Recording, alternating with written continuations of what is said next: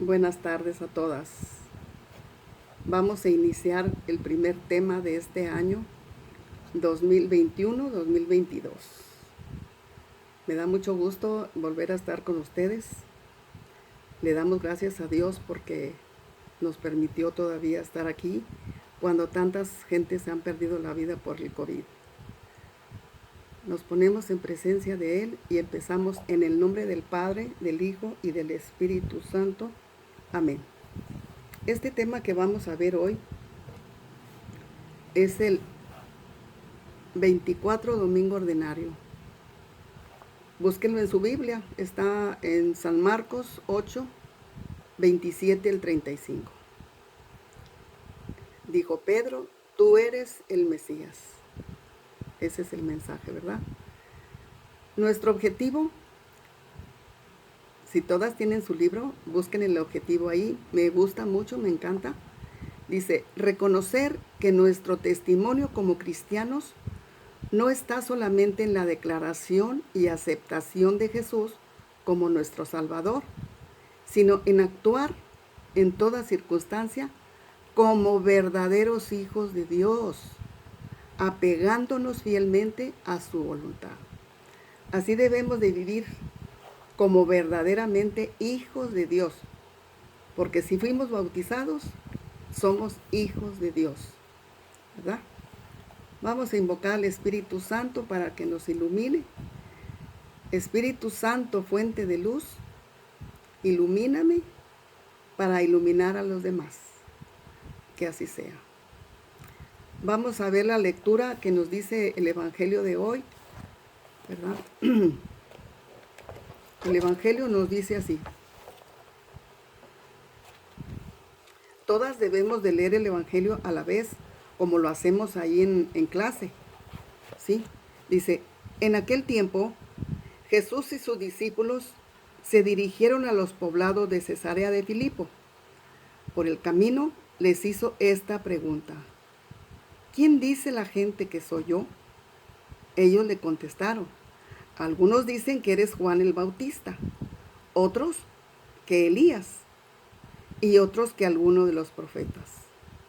Entonces él les preguntó, ¿y ustedes quién dicen que soy yo? Pedro le respondió, tú eres el Mesías. Él les ordenó que no se lo dijeran a nadie. Luego se puso a explicarles que era necesario que el Hijo del Hombre padeciera mucho, que fuera rechazado por los ancianos, los sumos sacerdotes y los escribas, y que fuera entregado a la muerte y resucitara al tercer día. Todo esto lo dijo con entera claridad. Entonces Pedro se lo llevó aparte y trataba de disuadirlo. Jesús se volvió y mirando a sus discípulos, reprendió a Pedro con estas palabras. Apártate de mí, Satanás, porque tú no juzgas según Dios, sino según los hombres. Después llamó a la multitud y a sus discípulos y les dijo, el que quiera venir conmigo, que renuncie a sí mismo, que cargue con su cruz y que me siga. Pues el que quiera salvar su vida, la perderá. Pero el que pierda su vida por mí, por el Evangelio, la salvará. Palabra del Señor. Gloria a ti, Señor Jesús. Entonces, así como le preguntó a los apóstoles, ¿quién dice la gente que soy yo? ¿Sí? Nos pregunta a cada una. Fíjense. ¿Quién dice la gente que soy yo? Si me pregunta a mí, pues yo le puedo decir, Señor, para mí tú eres la vida. Para mí tú eres lo máximo. Porque yo le puedo decir, Señor, ¿a quién puedo ir? Si no es a ti que tienes palabras de vida eterna. Nos dice aquí, Marcos escribió su evangelio en la década de los 60 a los 70 después de Cristo, después de la muerte de Pedro. quien lo consideraba como su hijo.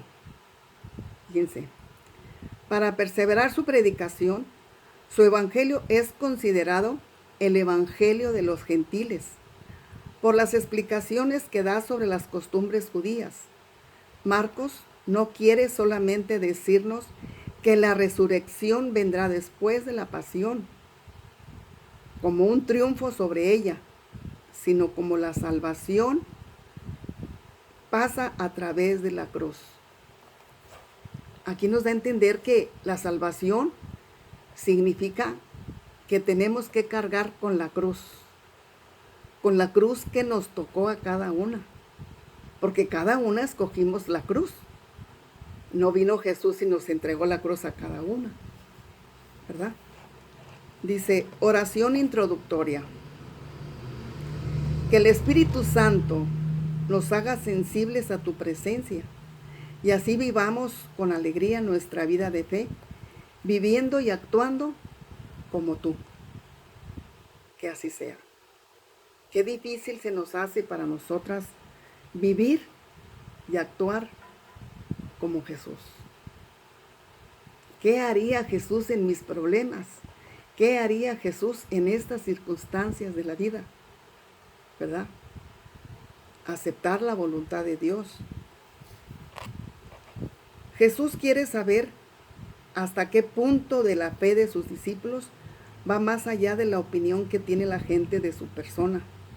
De ahí que la primera pregunta prepare la segunda. De la encuesta que hace Jesús, porque fue una encuesta, Jesús les preguntó a sus discípulos, a sus apóstoles, ¿quién dice la gente que soy yo? ¿Sí? Como diciendo, pregunta, ¿quién soy para tal persona? ¿Quién soy para Manganita? ¿Quién soy para Sultanita? Jesús está haciendo una encuesta. ¿Quién dice la gente que soy yo?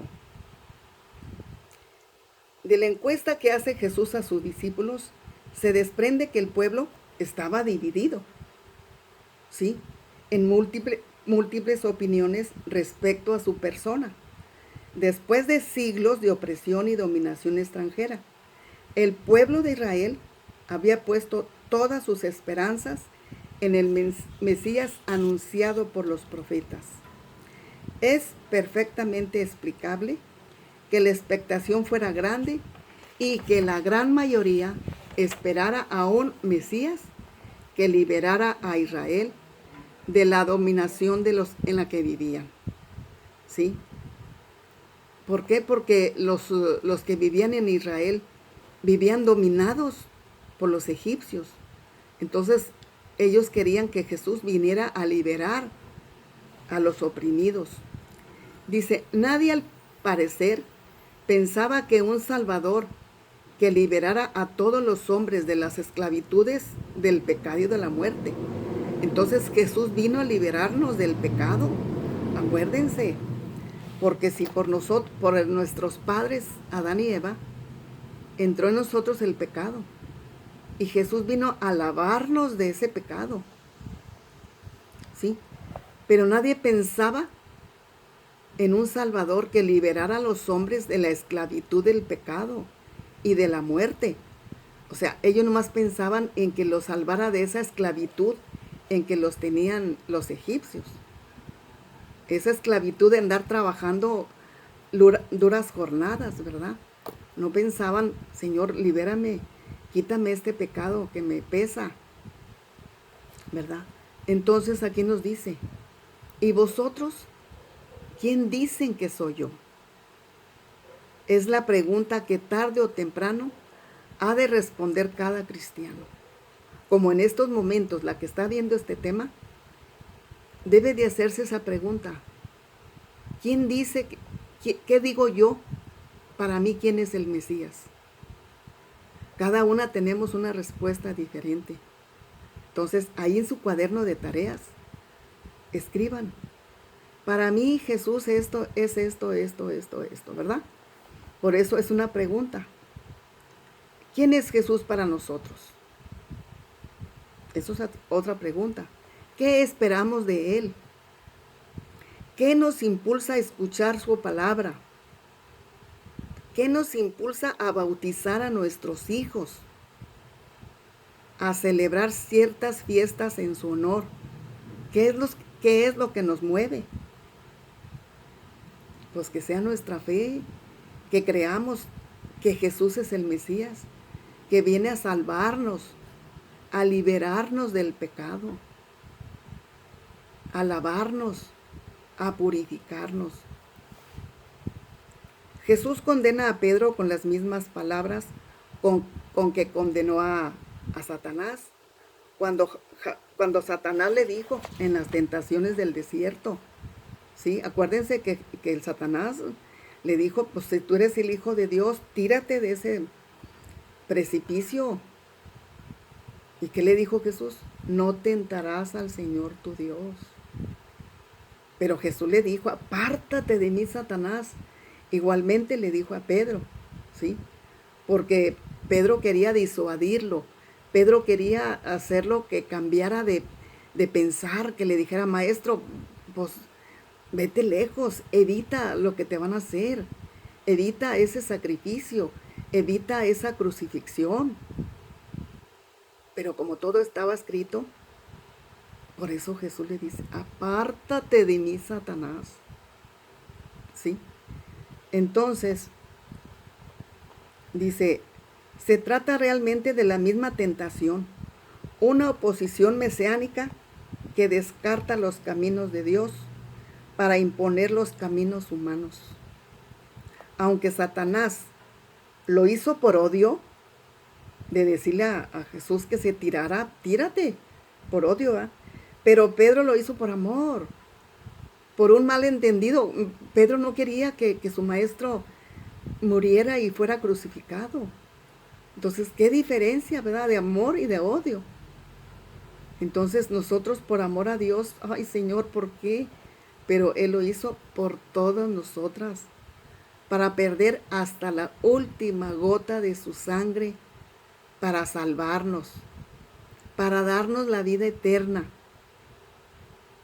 Porque antes de Jesús, nuestros padres murieron. ¿Sí? Todavía no estaba esto de que Jesús nos viniera a salvar del pecado, del demonio y del infierno. ¿Verdad? Entonces dice que descarta los caminos de Dios para imponer los caminos humanos. Dice, la pasión no es la consecuencia de una fatalidad, sino de la voluntad de Dios.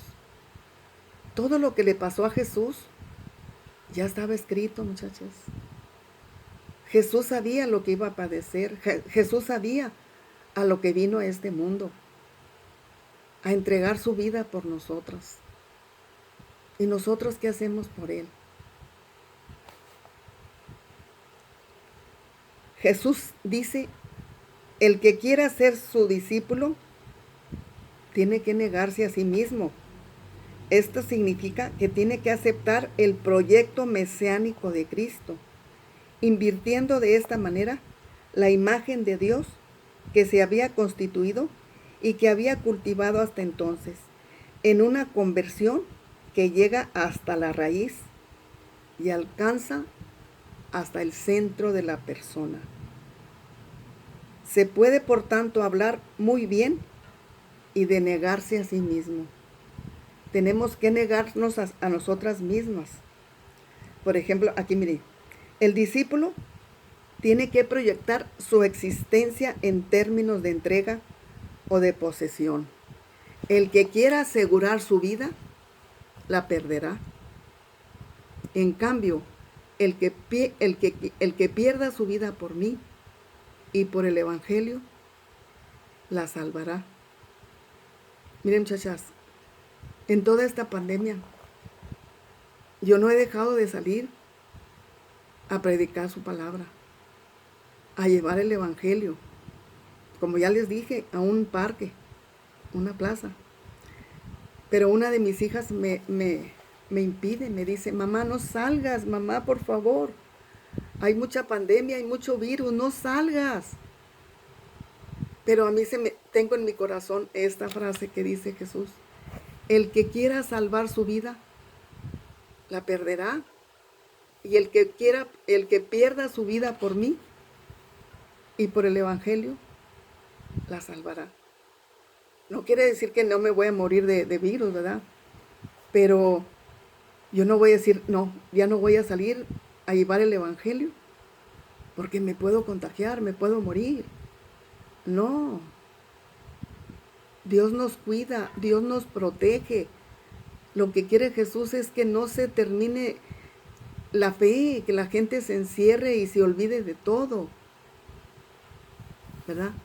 Dice, no se trata de renunciar a esta vida terrena por la celestial o a los valores materiales por los espirituales.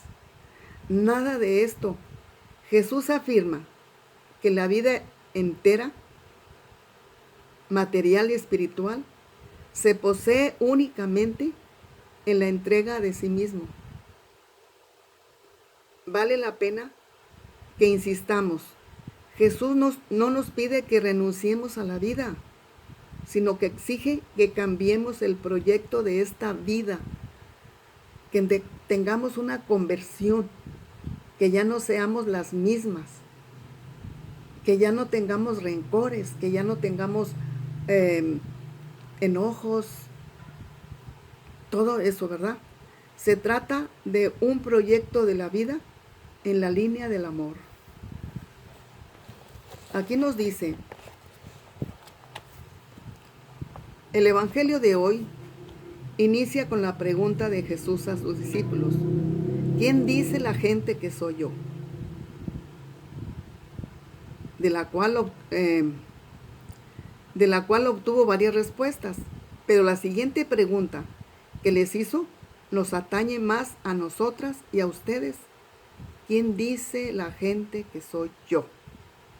Muchas personas hacen una idea de quién es Jesús, pero el problema en ocasiones es se fabrican o compran una imagen de Jesús a su medida, a su gusto, pero Jesús no está sujeto a nuestros gustos ni a nuestras medidas. Él se mostró a sus discípulos con toda su verdad, y es en la Sagrada Escritura y en la tradición viva de la única iglesia fundada por Él, donde podemos conocer quién es Jesús y qué es lo que pide de nosotras, ¿verdad? Entonces, aquí nos dice que Jesús fundó esta iglesia. Querer salvar nuestra vida se refiere a evitar la cruz que nos toca llevar detrás de Jesús. ¿Sí? Lo paradójico es que si evitamos el camino de la cruz, seguiremos un sendero de muerte. Seguir a Jesús es un camino seguro que nos lleva a la felicidad eterna en el cielo, ¿verdad? Tenemos que cargar con nuestra cruz, ya sea problemas, sea enfermedades, sea un hijo, sea nuestro esposo, sea una enfermedad, sea lo que sea, llamarle cruz, pero cargarla con Jesús. Dice, vamos a resumir: oración y contemplación. Y me queda claro que todas las dificultades tienen arreglo si estoy contigo. Nosotros no podemos arreglar nada. Si tenemos un enfermo, si tenemos una preocupación, si tenemos cualquier cosa, no lo podemos hacer solas. Tenemos que ir de la mano con Jesús, unidas a Él. Acógeme entre tus discípulos más íntimos. Señor, te suplico, tómame como soy, con mis defectos, con mis debilidades, pero hazme llegar a ser como tú deseas, como hiciste con Simón Pedro. Qué bonito fuera, ¿verdad? Que Dios nos transformara, así como transformó a sus discípulos y dejaron todo para seguirlo. Tenemos que resumir este mensaje, muchachas, en una frase. Y viene en su libro también. Dice, enséñame, Señor, a cumplir tu voluntad, porque tú eres mi Dios. Qué bonito, ¿verdad? Acción, proyección, vida. Cargar con la cruz significa renunciar voluntariamente a los instintos de conservar la vida, los honores y las riquezas. Cuando todo esto no es posible sin quebrantar la voluntad de Dios. Pero la cruz, que es la más alta expresión del sacrificio, no tiene que ver nada con el masoquismo. El cristiano no se sacrifica por amor al dolor, sino por amor a Cristo, y a los hombres por hacer la voluntad de Dios. ¿Sí? Tomar la cruz es preguntarse cada día, ¿en qué puedo servir a mi hermano? ¿En qué puedo servir a mi esposo? ¿Cómo puedo ayudar a mis vecinos? ¿Cómo puedo ayudar a mis semejantes? ¿Qué debo dar hoy? ¿Cómo puedo engendrar vida en quien la necesita? Y luego acá también dice, liberada por Jesús. Que quien quiera la liberación que trae Jesús, que comience liberándose en su propio interior. ¿Cuántas fuerzas internas la tienen aprisionada? ¿Qué nos detiene? ¿Qué fuerzas nos tienen aprisionadas desde adentro? Que nos libere de una mentira, que nos libere de su orgullo, de la vanidad, de un afán de lucro, que nos libere de la autosuficiencia. Quiere decir, no, yo no necesito a Dios, yo sola puedo. No, que Dios nos libere, que quede uno liberada, de decir, Señor, yo sin ti no puedo hacer nada. Para liberarse con Cristo tenemos que ser llamarnos del Cristo de la verdad, de la sinceridad, de la entrega. Negarse a sí mismo es dejar de vivir para uno mismo. ¿Para quién viviremos entonces? ¿Para los otros? ¿Para la esposa? ¿Para los hijos? ¿Para los pobres? ¿Para la comunidad? ¿Para la humanidad entera? La libertad del cristiano radica en que es libre para darse, pues no tiene en sí mismo obstáculo alguno que le impida amar. Pues este es nuestro tema, muchachas. Sentí que lo di muy a prisa, porque quiero yo siempre abarcar mucho, decirle todo lo que tengo en mi corazón, pero el tiempo es poco. Por eso, discúlpenme, espero sus comentarios. Por favor, comenten, y esos comentarios que usted hagan es la toma de la lista que sí dieron el tema. Entonces, espero sus comentarios, ya sea aquí por YouTube o que sea por el canal por el WhatsApp, ¿sí? Espero sus mensajes, buenos o malos, no importa, o sea, una crítica buena. Espero sus críticas, muchachas. Perdónenme, las quiero mucho, que Dios las bendiga. Y terminamos en el nombre del Padre, del Hijo y del Espíritu Santo. Amén. Nos vemos hasta la próxima. Las quiero. Cuídense.